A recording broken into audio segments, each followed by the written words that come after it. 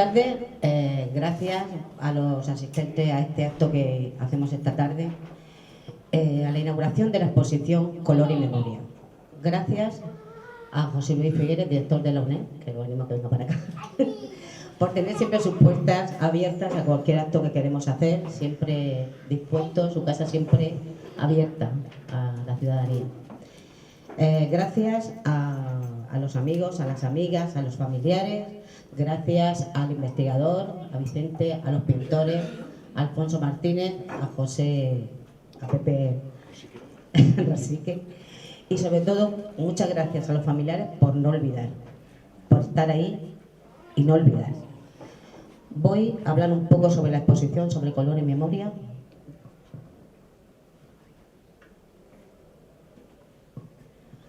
Color y Memoria es el resultado del trabajo de un grupo de personas a las que le unió la preocupación de poder visibilizar la dignidad de las víctimas del franquismo a través del retrato.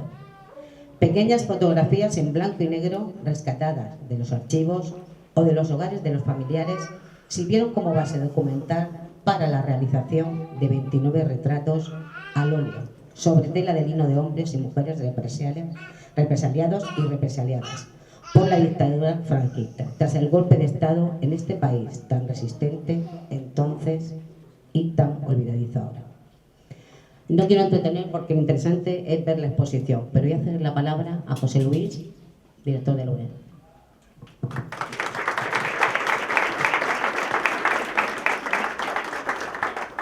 Bueno, muchísimas gracias. Lo primero es, hay una pequeña rata al principio. No es mi casa, es nuestra casa, ¿vale? No solamente yo, hay una tradición ya antigua, la UNED colabora en todo lo que haga falta. Y además lo digo aquí, que tenemos nuestra antigua, aunque para mí siempre presente, directora, María Luisa Martínez, que aunque se pone en la esquina, quiero que salga, tutores y demás. Yo no me canso de repetir siempre lo mismo, es decir, nosotros tenemos un recurso público. La universidad investiga, pero la universidad también tiene que transferir conocimiento.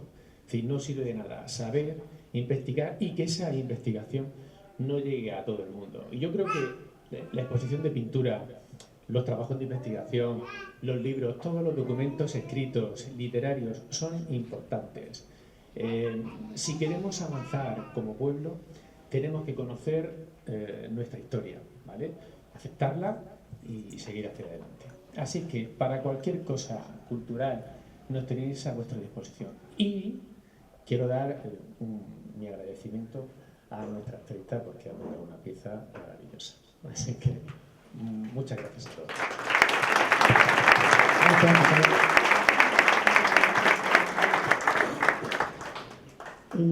Ahora va a intervenir Vicente Juan Medrano, Salamanca, investigador.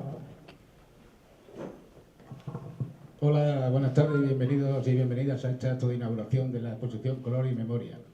En primer lugar, me gustaría agradecer a las familias porque son las que nos han aportado las fotografías que han guardado en sus recuerdos celosamente y que han servido para que nuestros dos pintores, Alfonso Martínez, que hoy no puede estar presente por motivos de trabajo, y José Rosique, pues han convertido en estos cuadros al óleo y que representan la dignidad de estas personas que se había perdido a lo largo del silencio que se ha producido sobre las personas represaliadas después de la Guerra Civil. También agradecer a mis compañeros investigadores, Rufino Garrido y Piluca Sánchez, porque además del libro Consejos de Guerra a mujeres condenadas en la región de Murcia 1939-1944, han permitido añadir a cada uno de los retratos una pequeña cartela con información de las vicisitudes que sufrieron estas personas, estas mujeres y hombres. Mujeres y hombres que son una muestra pequeña, muy pequeña, de las miles de personas que fueron represaliadas en la región de Murcia después de la finalización de la Guerra Civil. También me gustaría, aunque a él no le va a gustar, nombrar a Jesús Salmerón, que ha sido la muleta de todos los que hemos participado en la exposición, porque lo mismo ha valido para un roto que para un descosido. Por ahí estará escondido.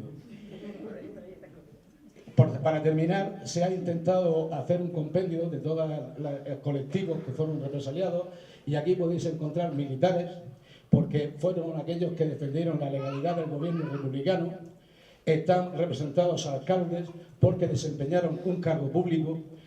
Están representados maestras y maestras porque por su gran cultura tenían una gran ascendencia sobre la masa obrera inculta, y que estaba engañada por los pérfidos dirigentes rojos bajo falsas promesas de mejora en sus trabajos. También están representadas aquellas otras personas que fallecieron en prisión por malos tratos, por sobre todo hambre, enfermedades contagiosas, la tuberculosis pulmonar, y mujeres. ¿Por qué? Porque la República supuso que a la mujer se le diera la categoría de persona por primera vez en la historia de este país. Cosa que después, una vez que se perdió la guerra, volvieron al ostracismo y la oscuridad que habían sufrido. Y por mí, muchas gracias por asistir. Gracias, Vicente. Ahora vamos a pasar a otra pieza musical, pero antes voy a hablar un poco de Eva, que es nuestra protagonista hoy también en la música. Eva Atienza Gilbert es estudiante de tercero de grado profesional, es estudiante también de danza. Ha actuado como solista en la Noche de los Museos, en diferentes concursos internacionales, también en la Orquesta de Jóvenes de Torrevieja, en la Orquesta de Jóvenes de Cartagena, y tiene una trayectoria bastante importante, lo que va a tener un futuro también maravilloso. Voy a hablar un poco de las piezas porque creo que es bastante importante saber qué es lo que ha tocado antes y qué va a tocar ahora. Primero ha empezado con el Cant dels Ocells. Es una melodía que por derecho propio es un himno universal a la paz y la libertad. Popularizada por el gran Paul Casal, esta pieza se convirtió en el lamento de quienes, como él, tuvieron que vivir y morir en el exilio. Sus notas no solo hablan de nostalgia, sino del deseo profundo de concordia, recordándonos que incluso en el silencio del exilio la dignidad de un pueblo sigue cantando. Ahora nos va a interpretar Suspiros de España, que no podemos estar en Cartagena sin honrar esta obra nacida en nuestras calles en 1902. Pero en este contexto de memoria rescatamos el sentimiento de su letra de 1938. Ese "ay de mí" y esa pregunta punzante: ¿por qué me alejo España de ti? Suspiros de España deja de ser aquí un paso doble festivo para convertirse en el suspiro real de miles de personas que sintieron cómo las arrancaban de su propio rosal. Eva, cuando quieras.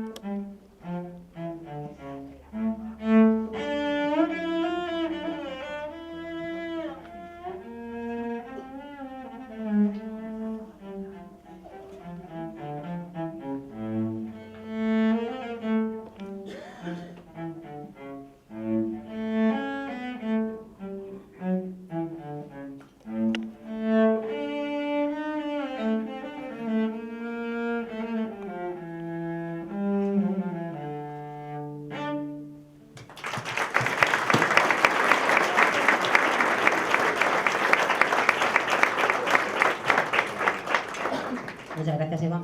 Belén, vamos a Piñana, nos va a leer, bueno, nos va a contar ella un poco. Gracias, buenas tardes.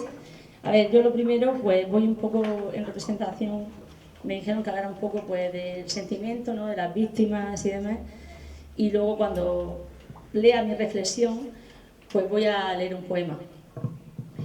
En primer lugar, gracias a Alfonso Martínez López y a José Rosique del Monte por dar color a vidas anónimas silenciadas por el franquismo. Porque gracias a su labor nos damos cuenta de que hay miradas que no envejecen. 29 miradas nos observan desde el óleo con una quietud que no es silencio, sino resistencia. Son rostros detenidos, sí, pero no apagados. En ellos aún late algo que no pudieron fusilar, ni encerrar, ni apartar, la dignidad. Cada retrato es una herida abierta y al mismo tiempo una semilla. En sus ojos habita la vida que fue interrumpida, los sueños que quedaron a medio cumplir, las palabras que nunca llegaron a pronunciarse. Y sin embargo aquí están, sosteniéndonos la mirada, como si nos pidieran que no olvidemos. En la región de Murcia estos nombres fueron muchos. Algunos fueron arrancados de raíz, fusilados en la madrugada, cuando el miedo aún no tenía nombre. Otros conocieron el encierro, la soledad de los muros, el eco de una vida suspendida, y muchos fueron condenados a un exilio más silencioso, el de ser apartados de lo que eran, de su vocación, de su palabra. Yo hablo hoy como nieta, nieta de un maestro, nieta de un poeta, y al decirlo siento que mi voz no es solo mía, es un hilo que viene de lejos, que ha atravesado el tiempo, el miedo y el olvido. Es la voz de quienes no pudieron contar su historia, de quienes fueron reducidos a un susurro, y hoy vuelven a ser palabra. Estos retratos no son solo memoria, son presencia, son la prueba de que el olvido no ha vencido, de que la historia, aunque herida, sigue latiendo en nosotros. Y quizá lo más importante, nos enseñan que recordar es un acto de amor. Un amor que permanece, un amor que reconstruye, que dignifica, que devuelve humanidad a quienes quisieron convertir en sombra. Hoy, al mirar estos rostros, no estamos solos. Ellos están aquí, en cada pincelada, en cada gesto, en cada silencio lleno de significado. Y mientras alguien los mire con respeto, mientras alguien los nombre con verdad, mientras alguien como nosotros los lleve en la voz, seguirán viviendo. Gracias.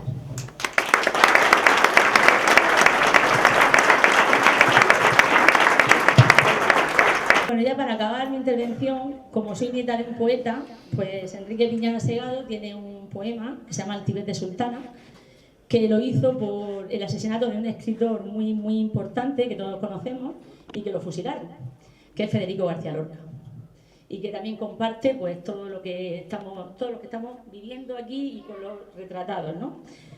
Así que con todo el cariño vamos a recordar a otro escritor que también estuvo marcado por la muerte, por el fusilamiento.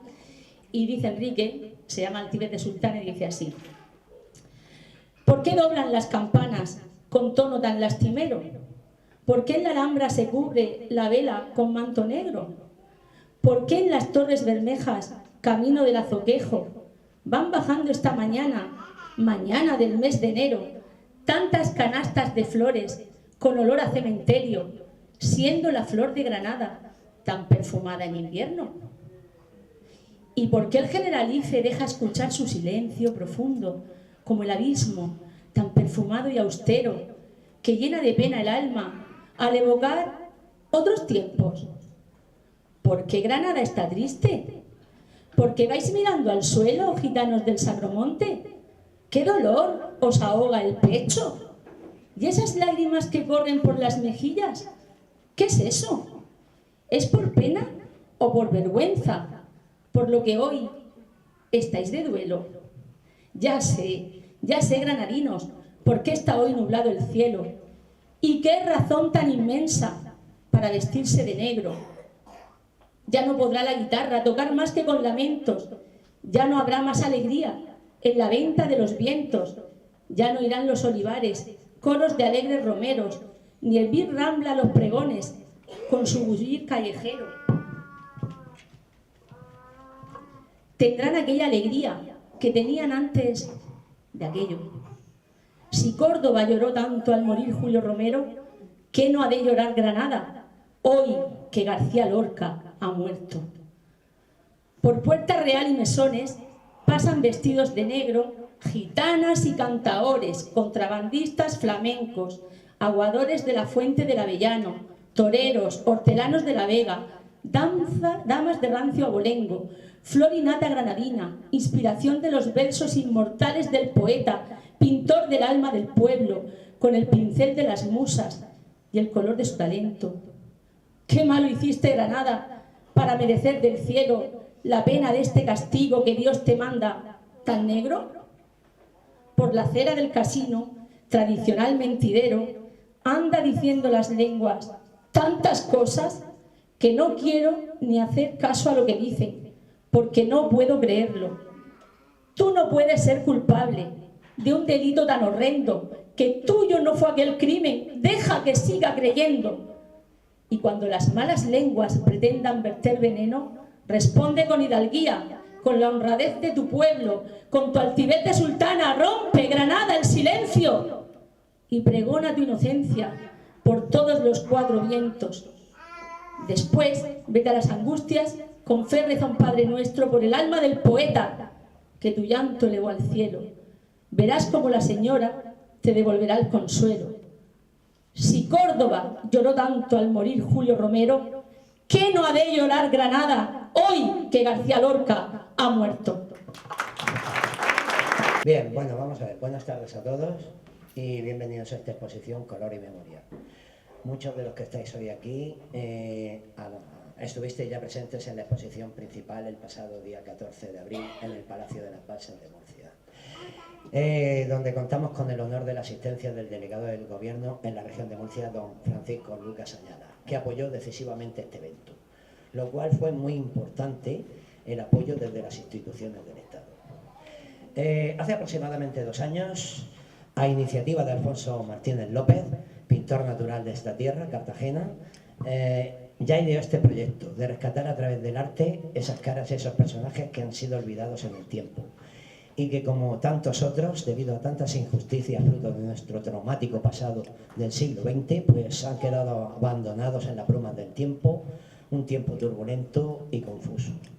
Alfonso sabía que eran muchos los ciudadanos que se dejaban la paleta sin darles forma en el lienzo, pero comprendiendo que los personajes de esta serie aquí expuesta pueden valer como un botón representativo de aquellos otros. Alfonso, habiendo hecho ya en su tierra adoptiva, Galicia, otra experiencia del mismo tipo de personajes de aquella tierra que corrieron suertes muy parejas a los de aquí, tuvo la inquietud de promover este proyecto al contactar con la Federación de Asociaciones de Memoria Histórica de la región de Murcia, en la persona de Bernardo Sánchez, que se volcó en el proyecto desde el primer momento. Asimismo, él ya me propuso la colaboración en esta aventura desde su comienzo. Asistí a algunas de esas reuniones iniciales donde conocí a Bernardo y no sé qué impresión se llevó Bernardo de mí, pero ya que como yo soy miembro de la parte de la opinión más pesimista sobre la naturaleza del español, a veces ingrata y a veces un tanto indolente, pues soy de aquel partido de todos aquellos intelectuales y artistas, y uno de ellos que escribió aquello de españolito que vienes al mundo, te guarde Dios, pues una de las dos Españas a helarte el corazón. Alfonso hoy no ha podido estar aquí presente, por lo que yo, José Rosique Belmonte, su colaborador y amigo, estoy aquí. Alfonso, en su discurso el pasado día 14, fue en su discurso un tanto conciliador, aun a pesar de expresar con objetividad la crudeza de la época retratada. Pero yo hoy aquí no voy a ser transigente en el mensaje. Sé que lo que voy a decir tal vez no hay necesidad de recalcaroslo a vosotros, los que habéis venido aquí porque formáis parte de la historia y manera de sentir de los aquí rememorados, familiares y amigos. Tal vez lo que voy a decir va dirigido a todos aquellos que tal vez no van a estar aquí. ¿Por qué? Porque el tema no lo consideran oportuno, porque nos pueden tachar de revanchistas o porque tal vez algunos herederos de aquellos le remueva ciertos recuerdos en su memoria. Son estos que tal vez mandan desde un más medio oficial de la región a algún reportero a hacer algunas fotografías donde salgan imágenes un tanto fragmentadas para dar la sensación y una imagen no tan certera como suele hacerse recabar información sobre eventos que no son oportunos en la exactitud de los datos para ciertos intereses, como siempre ocurre. Bueno, yo esto lo he titulado, es una especie de alegato y creo que como artista y como intelectual, la labor del intelectual, si no está comprado a sueldo, es decir, que lo puede pasar miserablemente, tal en la sociedad en la que vivimos, porque todos tenemos un precio. Evidentemente, me veo en una libertad de decir ciertas cosas. Por ejemplo, discurso lo he titulado El eco de Casandra en el país de la amnesia. ¿Quién fue Casandra? Fue aquel personaje mitológico al cual los dioses helénicos privaron de la credibilidad de sus semejantes al contar verdades. Bien, y en el país de la amnesia, pues ya sabéis que la metáfora viene referida a cierto país que todos conocemos. Ciudadanos y autoridades, si es que hoy hay alguien aquí que ahora gobierna nuestra tierra y aún se atreve a mirar de frente estos rostros, y sobre todo supervivientes del olvido. Bienvenidos a esta reunión de personajes de nuestro pasado. Los que ven en estas paredes no son solo retratos de fotografías deterioradas y desvaídas algunas, y sin color otras. Son las facturas impagadas de una democracia que decidió que la mejor forma de avanzar era caminar de puntillas sobre las fosas comunes y sobre sumarios enterrados entre legajos. Estamos aquí para hablar de responsabilidad, una palabra que hoy en día suena como a latín antiguo o a manual de instrucciones que nadie lee. Mirar estos rostros. Son los republicanos que no tuvieron derecho a un nombre en una lápida, los que conocieron el frío de las tapias de los cementerios y la humedad de las cárceles de Franco. Están aquí observándonos y me temo que lo que ven no les gusta nada de la actualidad. La fascinante novedad de las cadenas.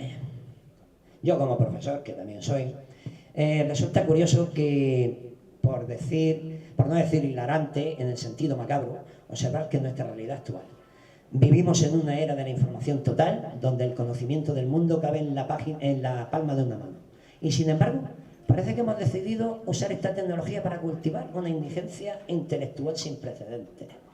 Especialmente doloroso es ver ciertos sectores de nuestra juventud, esa generación que cree que la historia empezó con el primer hashtag, coquetear con la estética y el discurso del fascismo. Es una ironía suprema. Jóvenes que disfrutan de las libertades que estos retratados pagaron con sangre, usan esas mismas libertades para pedir a gritos el regreso de los carceleros. Es el triunfo del analfabetismo funcional. No saben que fue una dictadura porque les resulta aburrido leer más de 3 párrafos. Para ellos la opresión es un filtro de Instagram y la represión es que les corten el wifi. No entienden que el fascismo no vuelve con hojas de caña y camisas viejas, sino con eslóganes vacíos y promesas de un orden que siempre termina en el silencio de los cementerios. Y voy a ir terminando. Se suele decir que el pueblo que olvida su historia está condenado a repetirla. Es una frase un tanto manida, ya lo sé, que ya ni la escuchamos. Pero en España hemos perfeccionado el arte de la desidia cultural. Somos expertos en no remover heridas por aquello de como si una herida con gangrena se cura simplemente tapándola con una bandera y mirando hacia otro lado. Nuestra sociedad actual padece una anemia crítica de memoria. Nos hemos convertido en un país de espectadores pasivos que prefieren la comodidad de la mentira a la aspereza del dato. Le percutimos esta desidia en las aulas, en los bares, en los parlamentos. Y así, en ese caldo de cultivo de ignorancia orgullosa, el huevo de la serpiente vuelve a eclosionar. Tal vez, y lo digo con cierto pesimismo, que me amarga, que me alarma profundamente, este país necesite perderlo todo de nuevo. Tal vez el ciclo español sea construir con sangre, destruir con olvido y volver a empezar desde las cenizas. Parece que el progreso es, para nosotros, un paréntesis modesto entre dos barbaries. Bien, quienes nos empeñamos en ejercer el sentido crítico, quienes intentamos ser centinelas de la historia, es decir, intelectuales, artistas, gente que intentamos estar despiertos, nos encontramos a menudo en una posición ingrata. Nos hemos convertido en el personaje mitológico de Cassandra. Tenemos el don de ver lo que se avecina, de leer en las cicatrices del pasado el mapa del futuro, pero estamos condenados a que nadie nos crea. Cuando advertimos que el discurso del odio, que hoy se normaliza en el mismo, es el mismo que vació esas miradas que hoy colgamos en la pared, se nos tacha de exagerados, de guerras civilistas, de estar anclados en el pasado. Es la paradoja del centinela gritar fuego en una ciudad de sordos que disfrutan del calor de las primeras llamas. Nuestra voz es un susurro frente al estruendo de la vacuidad televisiva y el populismo de Manuel. Es agotador ser recordatorio viviente de lo que esta sociedad prefiere ignorar por pura pereza mental. Y termino. Conclusión. El deber del centinela. Para terminar, les invito a que no miren estos retratos con nostalgia, sino con miedo. Pero un miedo sano. Un miedo que despierte la conciencia y avive el ánimo. Estos hombres y mujeres no solo son víctimas, son espejos. En sus ojos se refleja nuestra propia capacidad para la crueldad y sobre todo nuestra capacidad para la complicidad silenciosa. La responsabilidad de no olvidar no es un ejercicio académico, es una cuestión de supervivencia civilizatoria. Si permitimos que la indigencia cultural siga reinando y si dejamos que el pasado sea borrado por el brillo de lo nuevo, lo fácil, entonces no lloraremos cuando las puertas de las cárceles vuelvan a cerrarse. Sigamos siendo Cassandra, aunque no nos crean. Sigamos gritando la verdad, aunque nos llamen locos. Porque el día que el último centinela se rinda y se sume a la desidia general, ese día, habremos perdido el derecho a llamarnos ciudadanos. Y termino. Por último, quiero dar las gracias a la Federación de Asociaciones de la Memoria Histórica de la Región de Murcia, a todos los familiares y amigos de los aquí retratados. Bienvenidos y disfruten de esta exposición. Muchas gracias.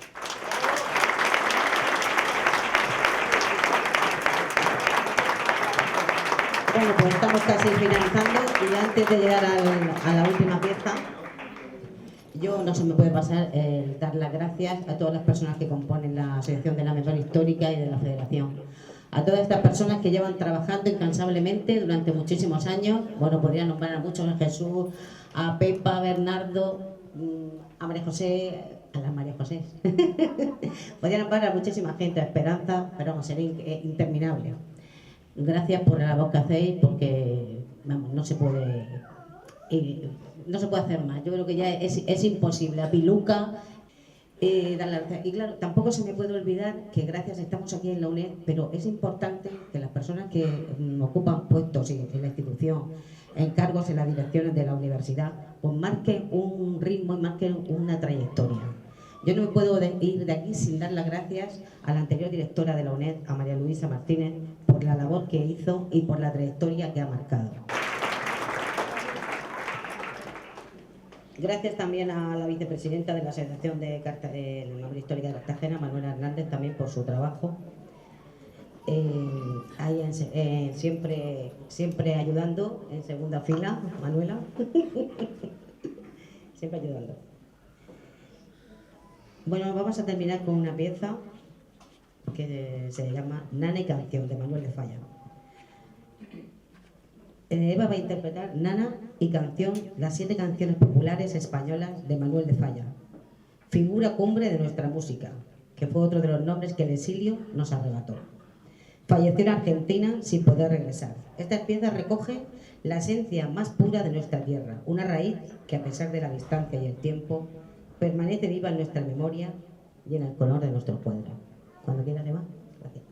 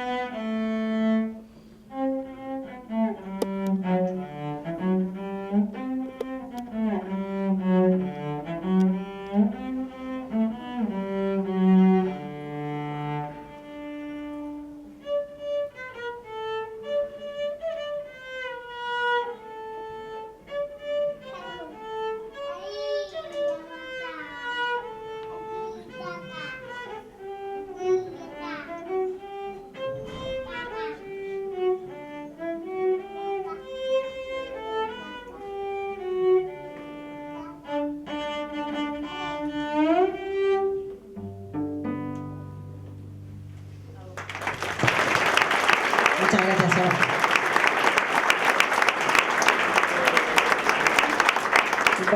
Bueno, desde aquí, sí, bueno, dar las gracias al concejal del ayuntamiento que está totalmente entre nosotros, a Pencho Soto. Y bueno, me hubiera gustado que hubiera asistido más concejales, incluso que hubiera venido la alcaldesa de Cartagena, hubiera estado bien. La memoria histórica no es simplemente un ejercicio de recordar el pasado, es ante todo un acto de justicia, dignidad y responsabilidad colectiva. Hablar de memoria histórica implica reconocer a quienes sufrieron, a quienes fueron silenciados y a quienes durante mucho tiempo quedaron fuera de los relatos oficiales. La memoria no debe entenderse como una carga, sino como una herramienta para construir un futuro más justo. Recordar no significa abrir heridas, sino evitar que se cierren en falso. Significa mirar de frente los errores, las injusticias y las violencias que marcaron a generaciones para aprender de ellas. La memoria histórica es un acto de reconocimiento a las víctimas, a sus familias y a todos aquellos que lucharon por la libertad, la democracia y los derechos humanos. Durante demasiado tiempo muchas voces fueron ignoradas. Hoy recuperarlas no es un gesto simbólico, sino una obligación moral. La memoria nos interpela como sociedad. Nos pregunta quiénes somos, de dónde venimos y qué valores queremos defender. Nos invita a reflexionar sobre la importancia de la verdad, la justicia y la reparación. Sin estos pilares no puede haber una convivencia plena ni una democracia sólida. No se trata de vivir anclados en el pasado, sino de integrarlo en nuestra identidad colectiva. Solo así podremos avanzar con conciencia, con empatía y con un compromiso firme hacia un futuro donde los derechos humanos sean respetados siempre. La memoria histórica es un puente entre el pasado y el presente, un puente que debemos cuidar, fortalecer y transmitir a las nuevas generaciones. Recordar no es solo un derecho, es también un deber. Y sin nada más, pues os invito a ver la exposición y a disfrutar del Pico Labi. Muchísimas gracias.